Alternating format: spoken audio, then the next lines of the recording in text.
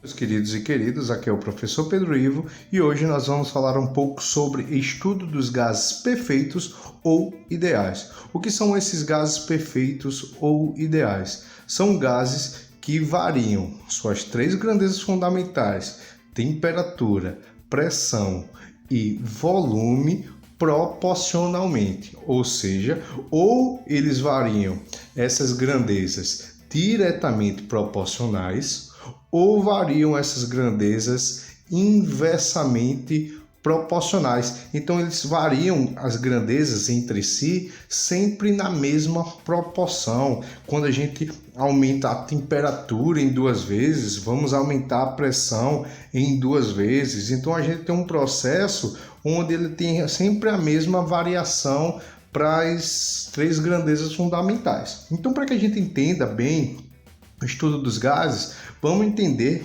perfeitamente sobre essas três grandezas. A primeira dessas grandezas que a gente precisa comentar é o que a gente chama de temperatura. E o que é temperatura?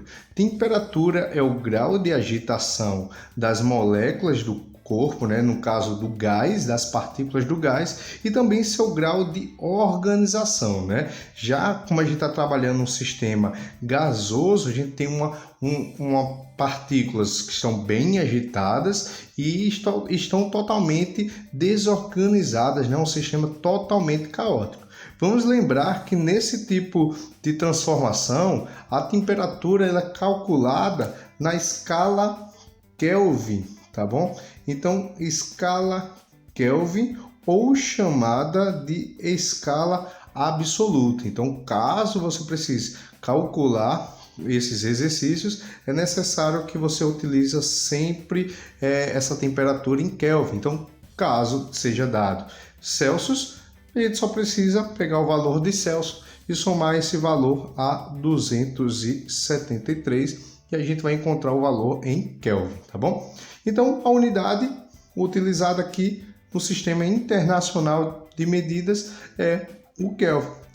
Já quando a gente trabalhar com pressão, gente, aí a gente vai ter a seguinte situação. O que é pressão? Pressão é o número de colisões que as partículas que estão totalmente caóticas no recipiente colidem, batem, tá bom? Batem na superfície do recipiente, na parede do recipiente. Então, a quantidade de vezes que essas partículas colidem, que as partículas batem na parede desse recipiente que elas estão contidas, a gente chama isso de pressão. Então, qual é a unidade de pressão? A unidade de pressão do Sistema Internacional, a gente vai se utilizar do Newton por metro quadrado. Isso aqui no Sistema Internacional de Medida, Newton por metro quadrado. Mas vamos lembrar que unidade de pressão a gente possui o que a gente pode chamar de ATM, que é a unidade de pressão atmosférica. A gente pode ter como unidade de pressão o Pascal,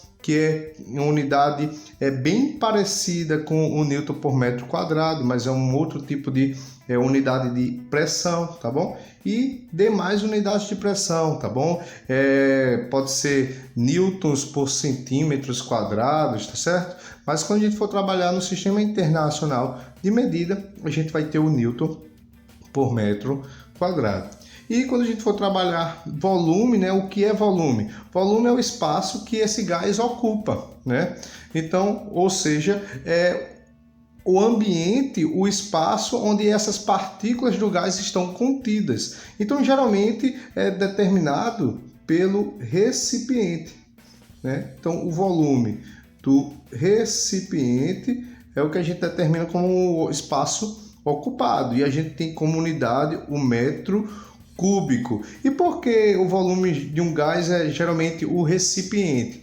Porque o gás ele tem uma seguinte característica de poder expandir o quanto ele quer e comprimir o quanto ele necessitar. Então, se você coloca em o gás em um ambiente que ele seja de 2 litros, ele vai se expandir até ocupar todo o espaço de 2 litros. Se você retira esse gás e coloca em um recipiente de 1 litro, ele vai diminuir de tamanho, comprimir, diminuir o espaço entre as partículas até ocupar todo aquele espaço de 1 litro. Então, ele tanto tem essa capacidade de aumentar de tamanho, como ele tem essa capacidade de diminuir de tamanho. Então, por isso que o volume é todo o espaço do recipiente, tá bom? Ocupado pelo recipiente. Então, a gente entende que temperatura é o grau de agitação, pressão é o número de batidas e volume é o recipiente. Então, seguindo essas 3 grandezas fundamentais, a gente pode falar de 3 transformações especiais. E a primeira transformação a ser conversada vai ser o que a gente chama de transformação isotérmica, tá bom? Iso vem de igual e térmica vem de temperatura, né? Então a gente pode dizer que esse tipo de transformação é uma transformação onde a gente tem uma temperatura constante. Então eu posso dizer a seguinte situação para essa transformação isotérmica igual à temperatura. Significa que quando eu tenho uma temperatura constante, uma transformação isotérmica, a pressão, nesse caso, ela é inversamente proporcional ao volume. O que quer dizer ser inversamente proporcional? Deixa eu grifar aqui, olha, inversamente proporcional. Significa dizer que, né, quando você modificar a pressão, você vai modificar o volume na mesma proporção, só que inversamente. Significa que se você aumentar a pressão, você vai diminuir o volume na mesma proporção. Se você diminuir a pressão, você vai aumentar o volume na mesma proporção. Um exemplo aqui, ó, e aí eu coloquei aqui, ó, P vezes V, isso daqui é igual a uma constante. Lembrando, gente, que toda multiplicação igual a uma constante, isso significa que é inversamente proporcional. Então, quando eu tenho P vezes V e é igual a uma constante, um valor que nunca muda, a pressão e o volume ele tem que ser inversamente proporcional para sempre ser igual a essa constante. Vê se não é verdade. Vamos dizer que eu tenho um valor de P, eu tenho um valor de V. Se eu aumento o valor desse V, eu vou aumentar essa constante aqui, eu vou aumentar esse valor aqui. Então, para que eu faça que ela se torne em equilíbrio, né, que ela não aumente, quando eu aumentar esse volume, eu tenho que diminuir a pressão proporcionalmente. Então, quando a gente tem uma multiplicação, a gente diz que isso daqui é inversamente proporcional. Lembra disso, tá bom? Multiplicação inversamente proporcional. Então, eu coloquei uma figurinha aqui, ó, né? Eu sou um artista, onde ele tem aqui um recipiente, onde ele determina como volume igual a 0. Ele tem uma pressão, né, que eu estou considerando a pressão como se fosse essas setinhas, as batidas que essas partículas estão colidindo aqui nesse recipiente. E ela tem uma temperatura inicial. 3 grandezas fundamentais formam um gás. E o que é que acontece? Você concorda comigo que quando eu diminuir o volume aqui desse recipiente, você concorda que o espaço ele vai tender a diminuir. E se o espaço diminui, significa que as partículas que tinham um espaço muito grande a se movimentar e bater de uma parede para outra, se eu diminuir o espaço, elas vão conseguir bater mais vezes na parede, porque o espaço diminui. Então, gente, toda vez que a gente diminuir o volume de um recipiente, mantendo assim sua temperatura constante, fazendo com que sua temperatura não aumente, né, ou não diminua, quando a gente diminuir o volume, a gente vai ter um aumento da pressão, gente. Então, toda vez que a gente modificar o volume, eu vou ter uma modificação dessa pressão. Por exemplo, aqui, olha, se eu diminuir esse volume aqui para metade, eu vou aumentar essa pressão aqui, ó, para o dobro, inversamente proporcional. Diminuir o volume para metade, 2 vezes menos, aumentei em 2 vezes mais, tá bom? E a gente percebe que as partículas, elas diminuem o volume, então elas ficam mais presas e aí ficam colidindo com maior intensidade. Aqui a gente tem um gráfico que representa bastante essa transformação aqui, né? Aqui ela tem uma pressão PA e um volume bem pequenininho, né? Vamos considerar aqui, ó, volume pequenininho. E aí, a gente tem uma reta aqui. Se eu for aumentando o volume, o espaço vai aumentando, elas vão ficando menos apertadinhas, e aí a tendência delas colidirem com a parede termina aqui diminuindo. Então, o que é que vai acontecendo? Eu vou aumentando o volume, mas em compensação, a pressão ela vai diminuindo. Então, a gente meio que tem uma curvinha aqui, a gente tem uma parábola de concavidade para cima, quando a gente trabalha com a transformação isotérmica. Então, considerando a formulazinha, lembra desse gráfico? Então, a gente tem aqui uma parábolazinha de concavidade para cima, que representa uma transformação isotérmica. Tem curva, é isotérmica, tá certo?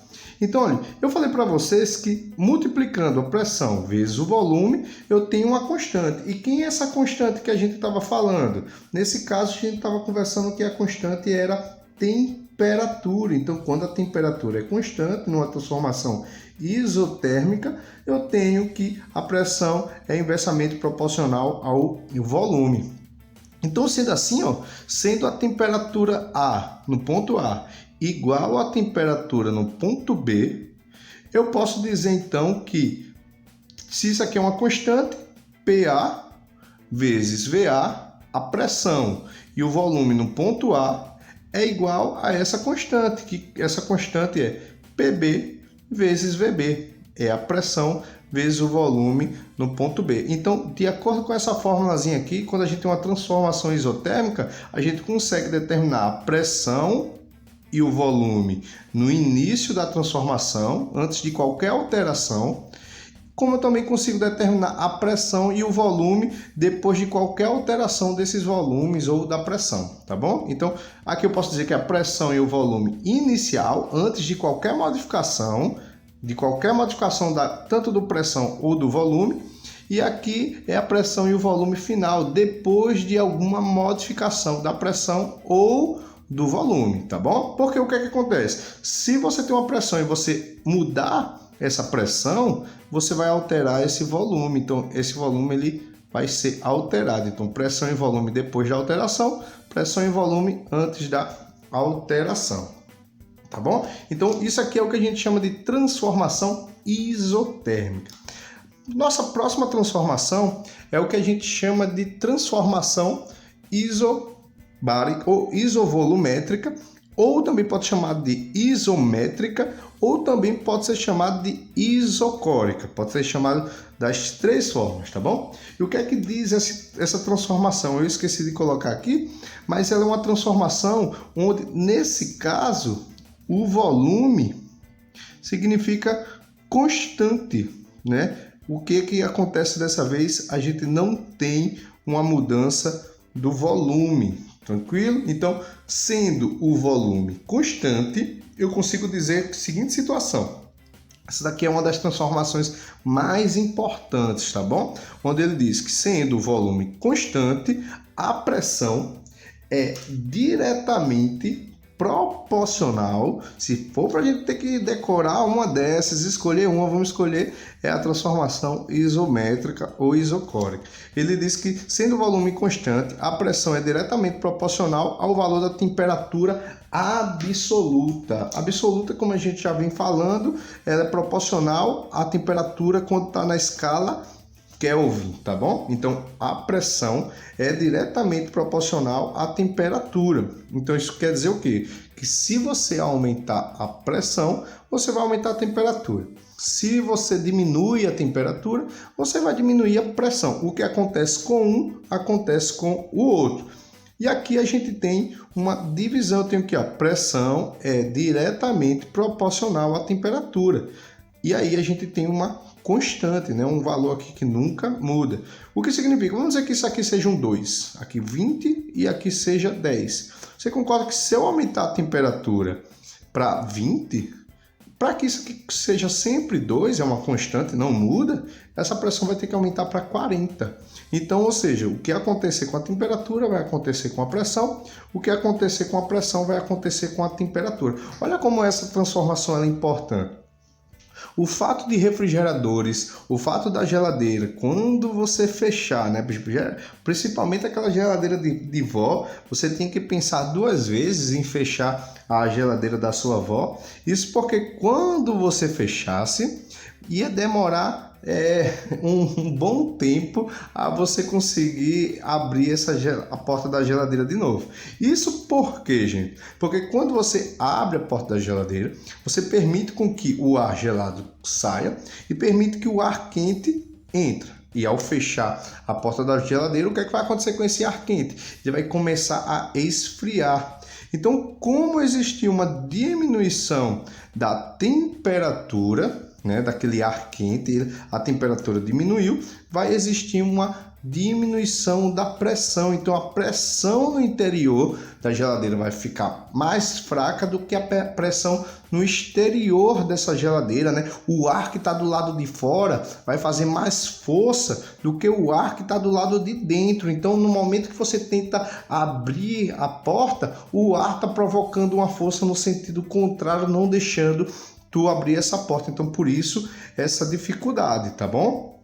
E demais outros assuntos a gente pode aplicar como uma transformação sendo isovolumétrica ou isocórica. Uma das principais utilizações de transformação isocórica ou isométrica ou isovolumétrica é o que a gente chama de panela de pressão, né? As panelas de pressões convencionais, elas fazem com que a água, quando você coloca água para ferver e é uma panela aberta, sem exercer aumento de pressão nela, ela vai fazer com que a água consiga ferver a 100 graus Celsius, né? A pressão de 1 atm, que é a nossa pressão normal. Mas quando você coloca a tampa, né, e você exerce uma pressão na panela, você permite com que a panela aumente a pressão, ela acumula vapor ali dentro da panela, e aí quando ela chega a 2 atms, normalmente, né, quando você tem aquelas panelas de pressão transformer, né, ela consegue chegar até 3,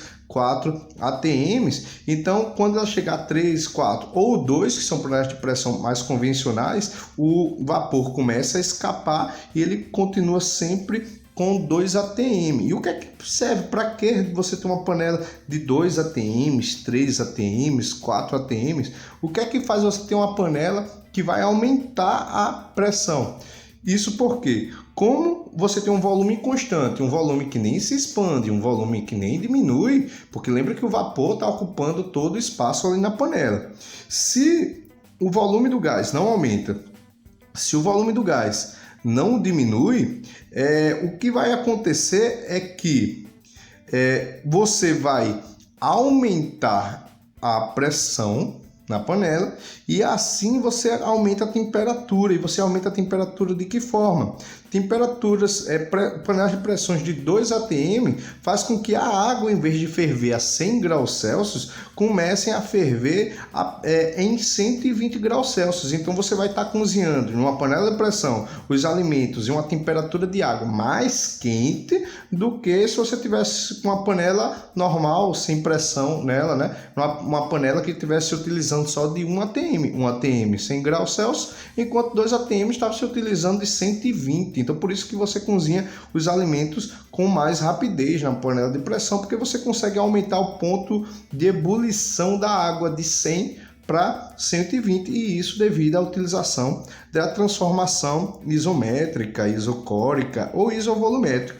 Outra coisa que me vem à cabeça é quando a gente assiste filmes e o carinha ele vai lá para o espaço e a gente percebe que quando ele sai de uma nave espacial e vai em direção ao espaço, que é um ambiente sem pressão, né? Lá praticamente zero de pressão, porque não tem ar ali, né? Então, como não tem pressão, o que é que vai acontecer? A pressão diminui, tende a zero, e aí o que é que acontece com a temperatura? A temperatura diminui, tendendo praticamente a sua temperatura mínima, né? E aí o que acontece? O cara começa a congelar. Então, para você entender que a mudança de pressão influencia na temperatura, como é importante, a mudança de temperatura, no caso da geladeira, influencia na pressão. Você concorda comigo que se eu esquento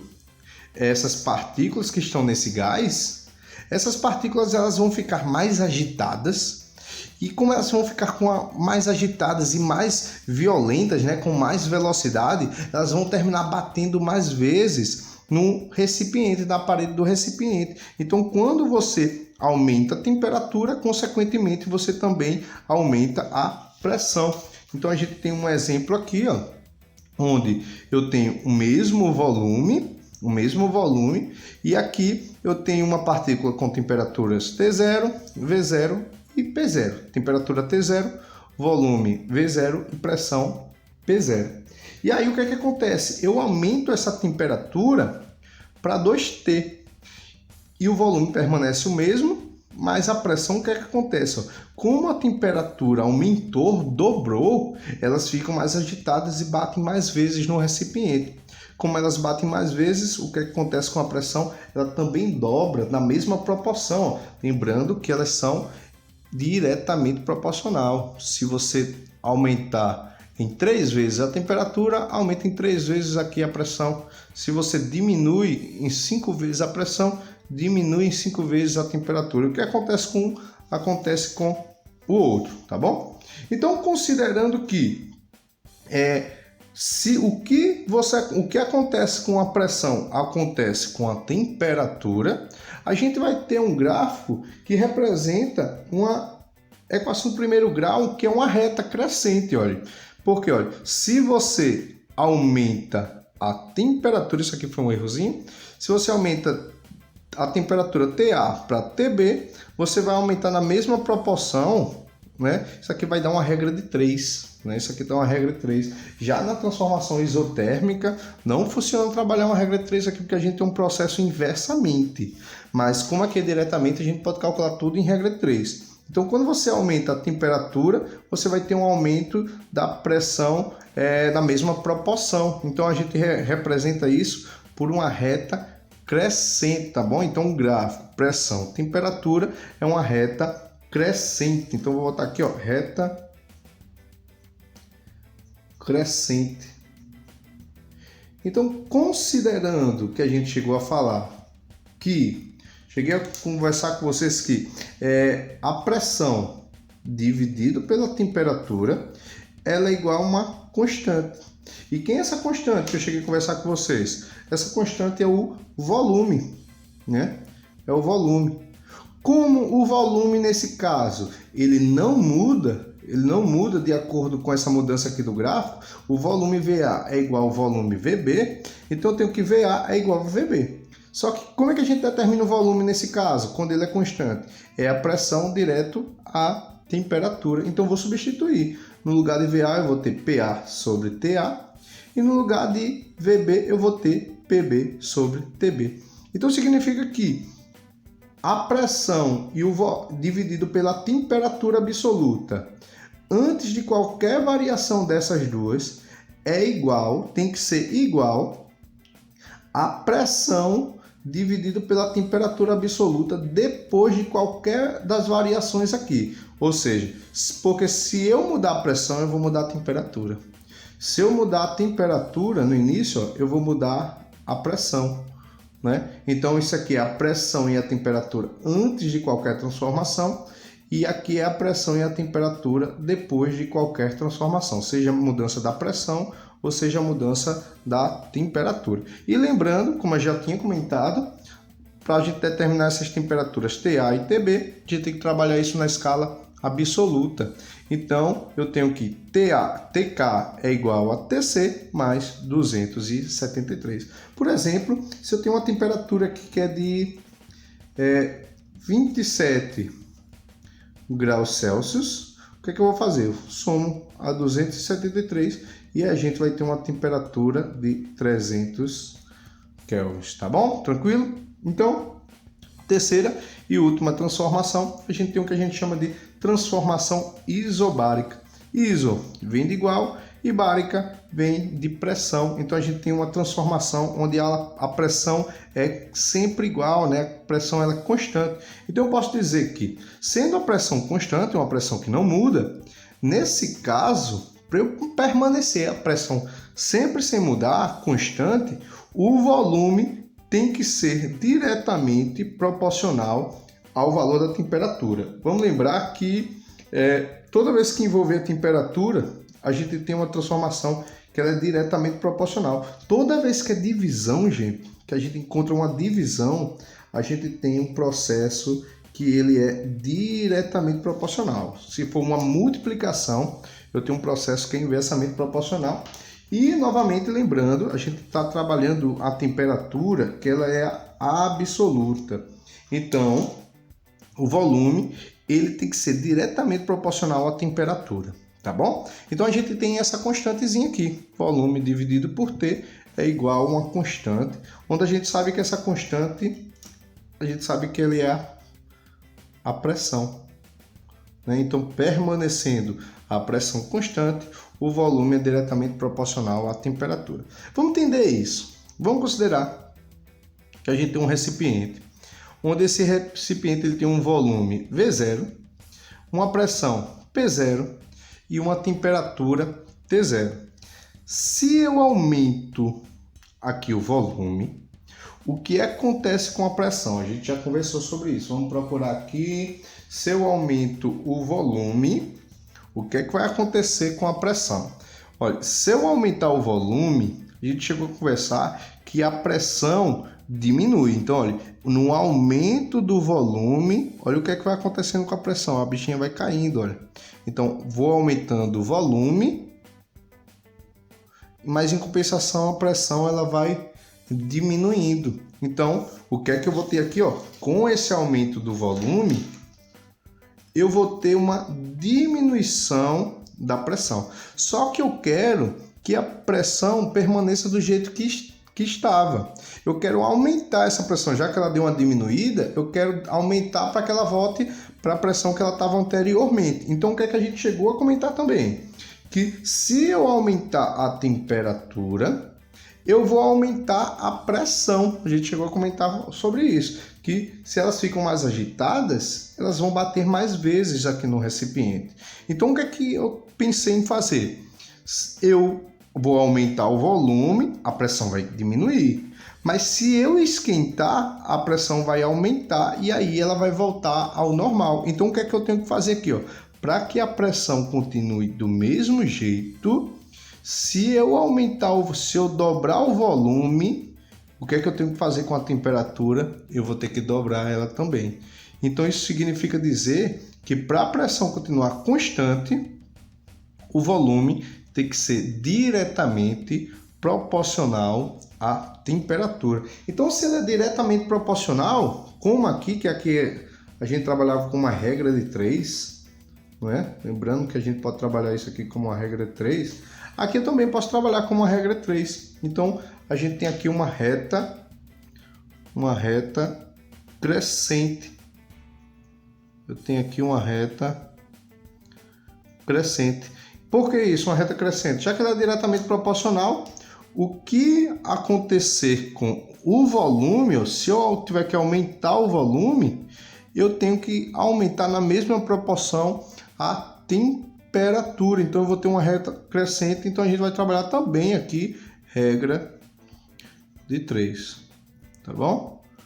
Beleza? Então, o que acontece com a temperatura acontece com o volume. Então, a gente tem uma reta crescente. Então, ó, só para lembrar, diretamente proporcional, eu tenho uma reta crescente. Inversamente proporcional, eu tenho uma parábola de concavidade para cima. Tá bom?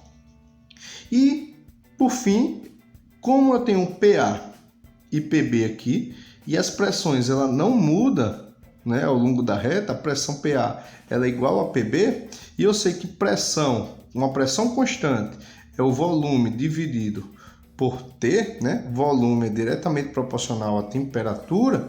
Eu vou ter então aqui no lugar de PA, eu tenho VA sobre TA, e no lugar de VB eu tenho PB, eu tenho VB sobre TB, onde aqui é o volume e a temperatura absoluta no início, antes de qualquer transformação, e aqui é o volume e a temperatura absoluta depois de qualquer mudança do volume ou mudança da temperatura, tá bom? Quando a gente faz qualquer modificação aqui, a gente vai ter um volume novo e uma temperatura nova depois da transformação.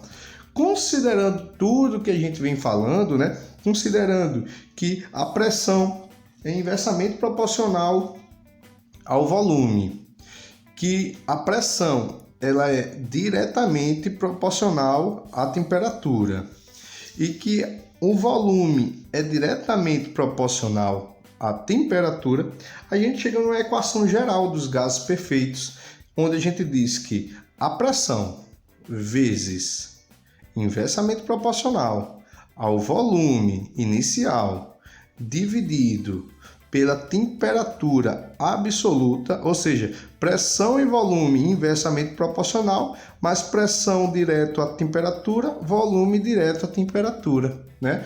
Então, inicial é igual a uma constante, que é pressão vezes o volume final dividido por temperatura absoluta final, ou seja, pressão e volume temperatura antes de qualquer modificação do gás, pressão inicial, volume inicial, temperatura inicial, e aqui a gente tem pressão final, volume final, temperatura final, e isso depois de alguma modificação dessas grandezas físicas. Porque, por exemplo, se eu tenho uma pressão, um volume e uma temperatura, se eu aumento a temperatura, possivelmente, não vamos considerar que a gente não tem nenhuma transformação especial. Se eu aumento a temperatura, eu vou ter um aumento da pressão. Então, eu tive um aumento da temperatura, possivelmente eu vou ter um aumento da pressão, porque elas vão ficar mais agitadas e vão bater mais.